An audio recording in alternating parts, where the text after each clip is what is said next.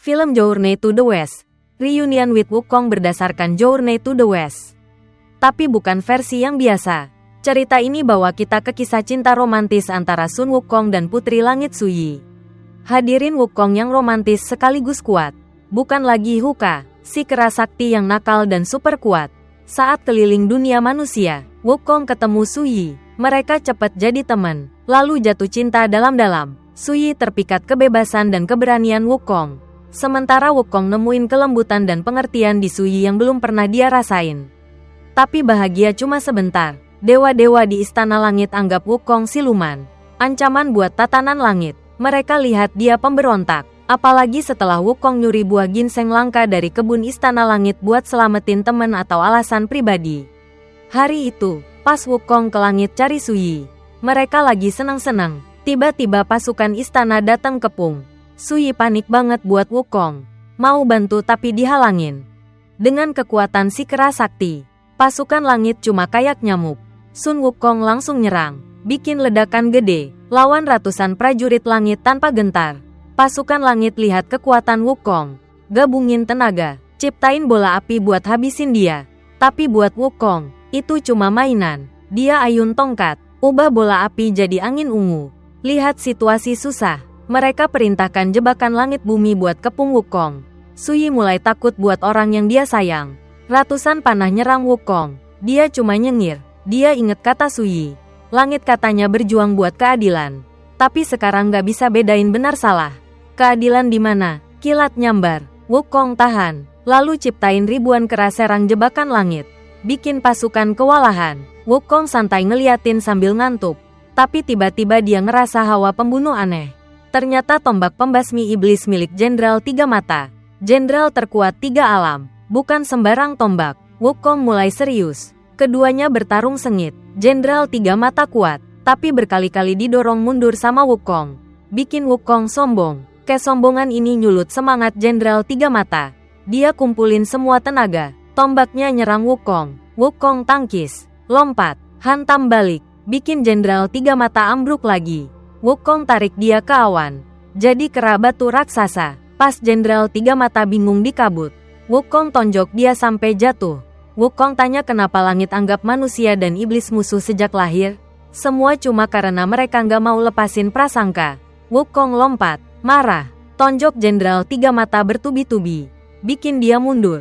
Tapi Jenderal Tiga Mata cuma anggap Wukong binatang jahat. Lalu ciptain formasi bola petir di atas Wukong. Nembakin tombak api gede-gede. Wukong hindarin hampir semua. Tapi serangan ini runtuhin gedung tempat Su Yi berdiri. Dengar teriakan Su Yi, Wukong buru-buru selamatin dia. Su Yi nyuruh Wukong balik ke Gunung Bunga Buah. Tapi Wukong nolak. Dia cuma mau ketemu orang yang disayang. Tapi dikejar dan diburu. Jadi dia nggak takut lawan sampai akhir. Sun Wukong hantam formasi bola petir Jenderal Tiga Mata. Tembus anak panah api. Nyerbu ke arahnya. Jenderal Tiga Mata balas pakai jurus Tianzu. Satuin semua tenaga. Tombaknya nusuk kepala Raja Kera. Wukong, versi King Kong, tangkis tombak. Hancurin. Lalu nyerang dekat. Bikin Jenderal Tiga Mata muntah darah. Pas kira menang, Buddha Tathagata turun tangan. Telapak tangannya berulang-ulang hantam Wukong. Pertama kali dia nggak kuat tahan. Lihat Su Yi lari ke arahnya. Wukong ciptain ratusan tongkat jadi tembok. Halangin Su Yi. Dia coba lawan tangan Buddha. Tapi akhirnya kalah.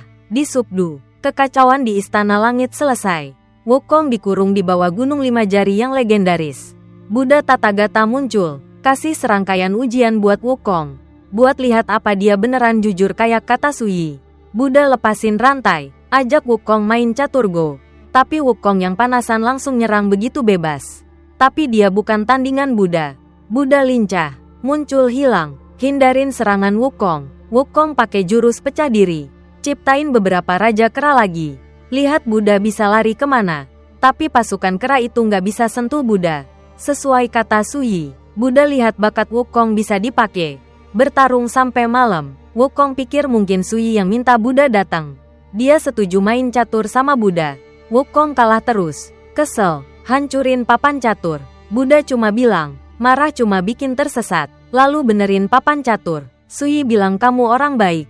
Bisa jadi suci. Tapi harus tenang. Jiwa cahayamu bakal bimbing kamu ke pilihan benar. Sun Wukong ingat momen pertama ketemu Suyi. Suyi kabur dari Istana Langit, nyasar ke Gunung Bunga Buah, main-main dengan senang, lihat air jernih. Dia lepas sebagian baju, nyebur mandi. Kemana dia pergi? Bunga teratai mekar, tapi dia terluka. Darahnya narik perhatian monster. Pas bahaya, Wukong datang, selamatin nyawanya. Suyi ngerasa siluman gak sejahat yang diceritain di langit. Dia tutup mata Wukong, buru-buru pakai baju lagi. Tapi Wukong gak peduli sama tubuhnya.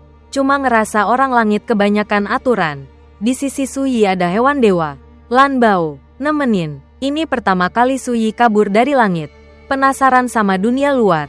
Dia dewi pengatur bunga. Tapi langit membosankan. Tugasnya cuma nyediain aroma bunga buat istana. Dia ciptain buket bunga cantik dan wangi. Ngejek Wukong yang kasar dan gak ngerti nikmatin bunga. Tapi tiba-tiba si Du Jingang datang. Mau bawa Suyi balik ke langit. Dia curiga Wukong selamatin Suyi cuma akting. Soalnya siluman katanya jahat dari lahir. Nggak bisa dipercaya. Dia mau tangkap Wukong. Wukong lihat mereka nggak mau denger penjelasan. Keluarin tongkat emas Ruyi. Lawan mereka. Tentu aja, mereka bukan tandingan Wukong. Dia ubah tongkat jadi pilar raksasa. Tapi si Du ciptain 2 tangan gede buat nahan. Tapi cepet banget. Wukong hajar dia sampai ambruk. Si Du penutup, takut kalau Kaisar Langit tahu dia kalah sama siluman rendahan. Bakal malu, dia pura-pura kasih ampun ke Wukong. Suyi ikut si Du balik biar nggak ribut. Janji bakal sembunyi-sembunyi ketemu Wukong lagi suatu hari. Dari kejadian itu, Sun Wukong tahu permusuhan langit. Dia nggak ngerti kenapa dewa dan siluman harus ribut soal derajat. Buddha Tathagata bilang itu prasangka dunia selama ribuan tahun. Suyi pernah bilang ke Buddha cara hancurin prasangka itu. Setelah pertemuan pertama, Suyi sering turun ketemu Wukong. Wukong ajak dia keliling Gunung Bunga Buah. Makin ngerasa Suyi cantik dan lembut. Dia nyuruh Suyi tinggal di sana. Nggak usah balik ke langit.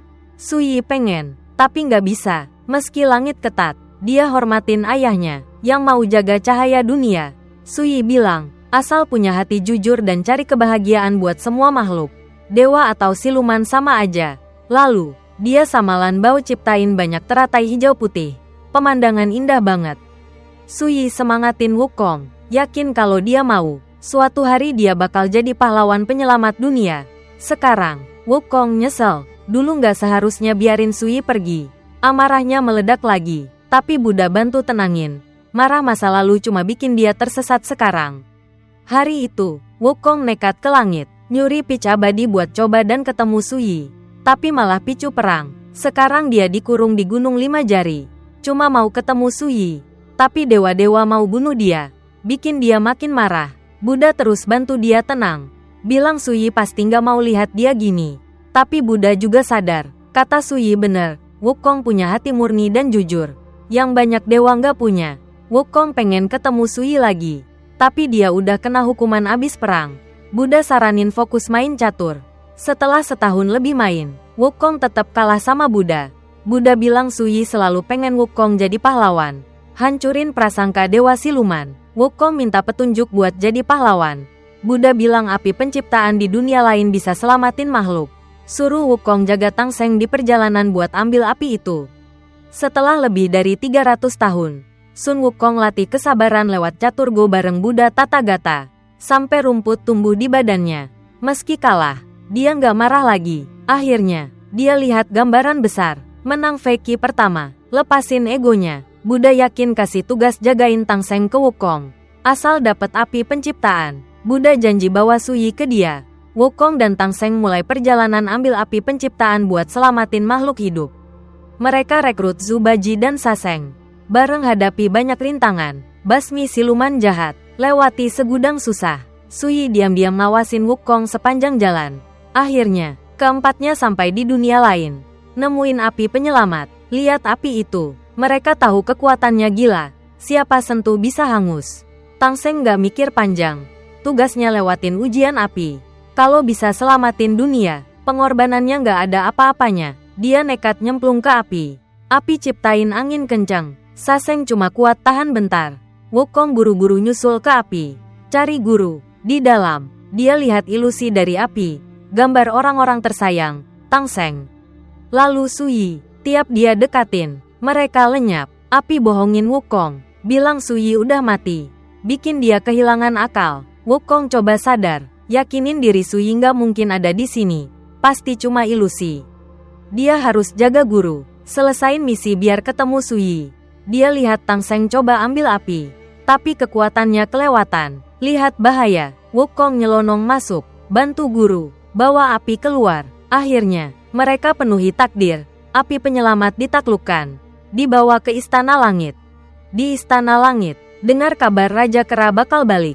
Suyi seneng banget. Buru-buru cari Buddha Tathagata dan ayahnya, Kaisar Sakra, buat tanya kabar. Tapi dia kaget tahu rencana jahat ayahnya. Ternyata, Sakra pakai dalih selamatin makhluk buat rebut api penciptaan. Biar menang perang di langit dan kuasai semuanya. Langit dan neraka udah dikuasai kekuatan gelap. Pas Suyi nolak, ayahnya sendiri ubah dia jadi pemandu di dunia bawah. Saat Buddha lapor Tang Seng bawa api penciptaan, dia mau tepatin janji ke Wukong. Tapi Sakra bohong, bilang Suyi mati karena sakit parah. Buddha curiga, 2 hari lalu Suyi masih sehat. Ketemu dia, kok tiba-tiba meninggal? Dia cari Lan Bao, hewan dewa Suyi. Lan Bao sedih, lihat bayangan Suyi di mana-mana. Lalu jadi cahaya hijau dan pergi. Buddha sadar kecurigaannya benar. Nggak ada yang bisa dipercaya di langit lagi. Dia lacak jejak Lan Bao, nemuin petunjuk Suyi di dunia bawah. Dia harus cepat selamatin Suyi sebelum dunia bawah telan dia. Dalam perjalanan cari Suyi, Buddha Tathagata lewatin dia tanpa sadar. Soalnya Suyi udah berubah wujud. Suyi lihat Buddha, ikutin dari belakang. 4 guru murid Tang Seng dibawa peri-peri buat ketemu Kaisar Sakra serahin api penciptaan. Dalam mimpi, Sun Wukong dengar Suyi panggil, "Selamatin aku." Bunga bercahaya datang ke Wukong. Cuma dia yang dengar. Suyi bilang Wukong harus cegah gurunya kasih api penciptaan ke Dewa Langit. Apa yang Wukong lihat di api bukan ilusi. Itu masa depan kalau api penciptaan jatuh ke tangan Sakra. Tapi sebelum jelasin lebih, Suyi balik ke dunia bawah. Wukong bangun, buru-buru bilang ke Tang Seng dia ngerasa ada yang salah. Mimpi itu muncul berulang-ulang. Dia minta guru pastiin dulu soal mimpi sebelum serahin api penciptaan ke dewa. Tapi Tang Seng gak mau kecewain atasan. Dia udah selesai tugas suci. Pengen cepet kasih api ke dewa. Kereta kuda berhenti di depan aula besar.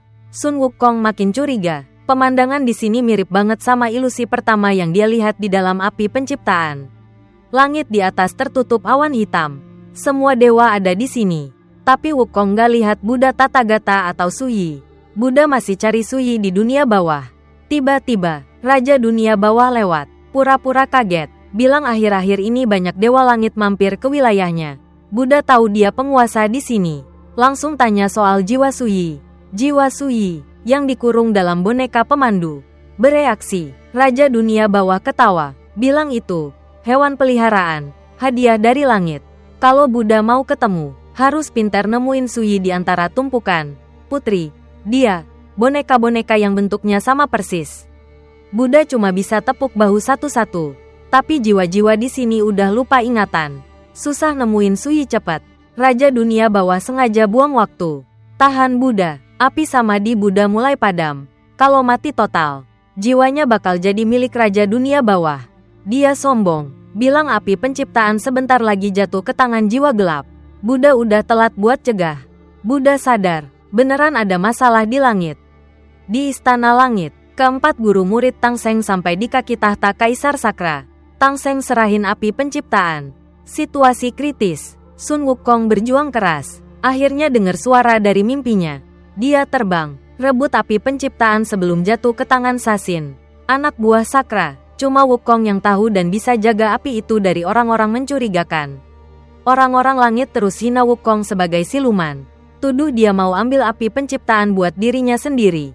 Wukong marah, tanya kenapa Suyi nggak ada. Katanya udah janji tapi bohong. Sakra bilang Wukong gak berhak tawar-menawar sama dewa. Tapi Wukong gak mau dibohongin lagi. Mereka jelas-jelas gak beres. Bahkan Buddha Tathagata gak kelihatan. Tang Seng kesal banget, ngerasa bersalah ke dewa, nyuruh Wukong balikin api penciptaan. Tapi Wukong curiga sama niat Sakra. Dia inget kata Suyi, harus jaga cahaya dunia. Itu artinya jaga keadilan. Wukong simpen api itu di hatinya. Tempat teraman, mau ambil, harus bunuh dia dulu. Dia rela mati. Tapi nggak bakal biarin api penciptaan hilang. Kalau nggak, dunia bakal tenggelam dalam gelap selamanya. Kaisar Sakra perintahkan Sasin dan Jenderal Tiga Mata bikin jebakan langit bumi buat kepung Sun Wukong. Wukong cuma nyengir, ayun tongkat, satu pukulan bikin jebakan goyang. Genteng istana langit rontok. Jenderal Tiga Mata masih dendam dari 300 tahun lalu. Lihat ini kesempatan buat habisin Wukong yang gak tahu diri. Keduanya bertarung lagi, lanjutin perang 300 tahun lalu. Meski Tang Seng di bawah marah, maki Wukong binatang, Wukong tetap bertarung. Benar atau salah, prioritasnya jaga api penciptaan buat dunia. Seperti kata Suyi, dia nyerang Tiga Mata, tapi tongkatnya terpental. Wukong terbang ke atas hindarin serangan. Tapi di sana puluhan prajurit nyegat. Tangan kosong, Wukong habisin hampir 10 prajurit. Tiga Mata nyusul, Wukong ambil tongkat. Lawan prajurit sekaligus blokir serangan Tiga Mata. Dia muncul hilang di awan. Ubah tongkat jadi sebesar pilar istana. Serang Tiga Mata dari belakang. Teriak, orang-orang langit, kalian apain Suyi dan Buddha? Serangan Wukong keras banget. Tiga Mata ambruk ke tanah. Beneran cuma anjing setia sakra. Sasin dekati Tang Seng. Minta dia baca mantra lingkaran emas buat jinakin kera bandel itu. Tang Seng goyah. 10 tahun susah payah. Dia nggak rela lepasin. Wukong teriak, guru, jangan percaya dia. Kalau api diserahin, mereka bakal hancurin. Tapi ancaman jadi pengkhianat bikin Tang Seng ragu. Tiga Mata tetap bukan tandingan Wukong. Lagi-lagi didorong mundur. Sakra perintahkan Tiga Mata cepet basmi siluman biar langit nggak malu. Tiga Mata nyerang. Pertama kali bikin Wukong jatuh. Tapi Wukong cepet hindarin tombaknya. Keduanya lanjut bertarung. Tiga Mata tusuk tombak, bikin tanah retak. Jurus ini lumayan hebat. Wukong gulingan buat hindar, lalu terbang. Tonjok perut Tiga Mata, tendang dia sampai nempel di atap. Saat itu, Sasin serang Zubaji dan Saseng buat tekan Tang Seng. Paksa dia baca mantra lingkaran emas. Kalau Tang Seng jinakin kera, langit bakal kasih ampun. Tapi Tang Seng tahu, begitu mantra dibaca, Sun Wukong bakal dieksekusi. Kalau gitu, dia rela ganti nyawanya. Wukong dan Jenderal Tiga Mata masih bertarung sengit. Seimbang, Tang Seng lihat muridnya mati-matian berjuang. Dia percaya Wukong punya alasan kuat. Tapi dia juga nggak bisa biarin Baji dan Saseng mati. Akhirnya, dia baca mantra lingkaran emas. Sasin, dapat apa yang diinginin. Nyengir puas, mantra langsung bekerja. Sakit bikin Wukong hilang kesadaran. Kena pukulan Tiga Mata berulang-ulang. Wukong mohon ke Tang Seng buat berhenti. Tapi Tang Seng lanjut. Wukong coba tahan sakit mantra. Sambil lawan serangan Tiga Mata. Tiga Mata sebenarnya nggak pengen kalahin Wukong. Tapi dia dalam posisi lemah gara-gara mantra. Meski begitu, tugas dari langit harus diselesain. Ratusan tombak nyerang Wukong. Dia nggak kuat tahan. Akhirnya, jurus Tianzu dari Tiga Mata nusuk jantungan Wukong. Sun Wukong dan tongkatnya jatuh. Dia pegang dadanya, ambruk. Sampai akhir, gurunya nggak percaya dia. Tang Seng mohon langit kasih ampun ke muridnya. Rela tanggung semua dosa Wukong. Tapi mana bisa sesuka dia. Langit udah lama pengen hapus Wukong. Apalagi dia pegang api penciptaan di hatinya. Kematian nggak terhindarkan. Jenderal Tiga Mata tusuk sekali lagi. Rebut api penciptaan. Tang Seng cuma bisa teriak putus asa dan nangis. Wukong berusaha genggam bulu yang dikasih Suyi. Lalu pingsan. Akhirnya, Kaisar Sakra dapetin api penciptaan. Perintahkan kurung jiwa Wukong di Laut Selatan. Selamanya nggak bisa lahir kembali. Tang Seng nyesel, tapi telat. Dia sendiri yang bikin muridnya mati. Pas Buddha Tathagata balik, semuanya udah kelar. Dia kena jebak di dunia bawah. Nggak bisa ngapa-ngapain. Cuma bisa ingkar janji ke Wukong. Setelah perang itu, Wukong dikurung di Laut Selatan selama 16 tahun. Dia terus inget Suyi. Meski terkurung, dia udah tepatin janji jadi pahlawan kayak harapan Suyi. Akankah dia bisa ketemu Suyi lagi?